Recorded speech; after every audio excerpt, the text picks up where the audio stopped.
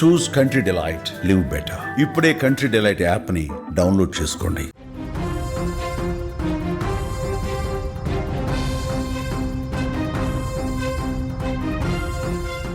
వరుస బస్సు ప్రమాదాలు రెండు తెలుగు రాష్ట్రాలలో సంచలనంగా మారాయి, భయాందోళన కలిగిస్తున్నాయి. కర్నూలు జిల్లా చిన్నటేకూరులో జరిగిన బస్సు ప్రమాదం మరవక ముందే మరో ట్రావెల్స్ బస్సు ప్రమాదానికి గురైంది. ధర్మాజిగూడెం నుంచి హైదరాబాద్కు వెళ్తున్నటువంటి ట్రావెల్స్ బస్సు ఏలూరు జిల్లా లింగపాలెం శివారు జూబ్లీ నగర్ వద్ద సోమవారం రాత్రి బోల్తా పడింది. ఈ ఘటనలో ఒకరు మృతి చెందారు, మరో 10 మంది గాయపడ్డారు. ఈ ట్రావెల్స్ స్లీపర్ బస్సు ధర్మాజిగూడెం నుంచి సత్తుపల్లి మీదుగా హైదరాబాద్కు వెళ్తుంది. అయితే బస్సు ప్రారంభమైనప్పటి నుంచి డ్రైవర్ మితిమీరిన వేగంతో నడిపినట్టుగా అక్కడ ఉన్నటువంటి ప్రయాణికులు తెలిపారు. బస్సు ఎక్కినప్పటి నుంచి కూడా ప్రయాణికులు అతన్ని హెచ్చరిస్తూనే ఉన్నారు. ఈ బస్సు మఠంగూడెం లింగపాలెం మధ్యలో ప్రయాణికులతో వెళుతున్నటువంటి ఒక ఆటోను రాసుకుంటూ వెళ్ళింది. అయినప్పటికీ డ్రైవర్ బస్సును ఆపలేదు. అదే వేగంతో వెళుతున్నటువంటి బస్సు లింగపాలెం వైన్ షాప్ వద్ద బైక్పై వెళ్తున్నటువంటి ఇద్దరిని ఢీకొట్టింది. వారు కింద పడిపోయారు. దీంతో స్థానికులు కేకలు వేస్తూ బస్సును ఆపమని అరిచారు.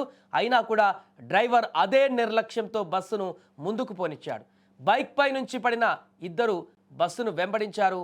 ఇక డ్రైవర్ మరింత వేగం పెంచాడు. దీంతో ఈ క్రమంలో జూబ్లీ నగర్ సమీపంలోని మలుపు రావడంతో స్పీడ్గా వెళ్తున్నటువంటి బస్సు నియంత్రణ కోల్పోయి బోల్తా పడింది.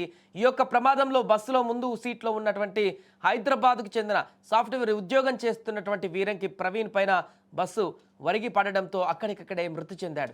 సమాచారం అందుకున్నటువంటి పోలీసులు అక్కడకు చేరుకొని బస్సులో ఉన్న 13 మందిని బయటకు తీశారు.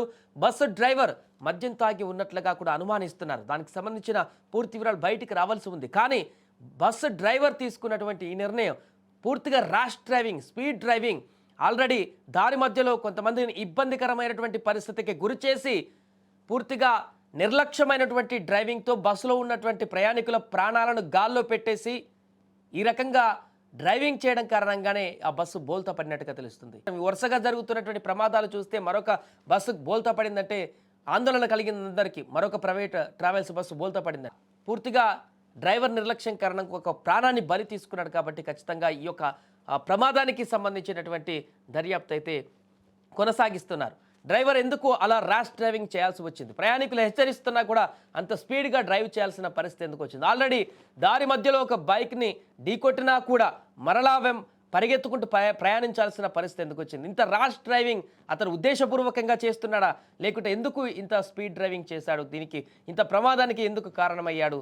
ఒక ప్రాణాన్ని ఎందుకు బలి తీసుకున్నాడు? అనేక మంది ప్రాణాలను గాల్లో పెట్టే ప్రయత్నం ఎందుకు చేశాడు? ఇదే అంశం ఇప్పుడు చర్చనీయాంశంగా మారింది. ఏదేమైనా కూడా వరుస బస్సు ప్రమాదాలు ఒక్కసారిగా తీవ్ర ఆందోళనకు గురి చేస్తున్నాయి. మొన్న కర్నూలు కానీ, నిన్న చేవెళ్ళ కానీ, మళ్ళీ అదే రోజు సాయంత్రము ఈ జరిగినటువంటి ప్రైవేట్ ట్రావెల్స్ బోల్తా ఘటన కానీ వరుస ప్రమాదాలు అయితే తీవ్ర ఆందోళనకు గురి చేస్తున్నాయి. డ్రైవర్ నిర్లక్ష్యం కారణంగా లేకుంటే ఇంకేదైనా కారణం కానీ ప్రమాదాలు అయితే తీవ్ర ఆవేదనకు గురి చేస్తున్నాయి.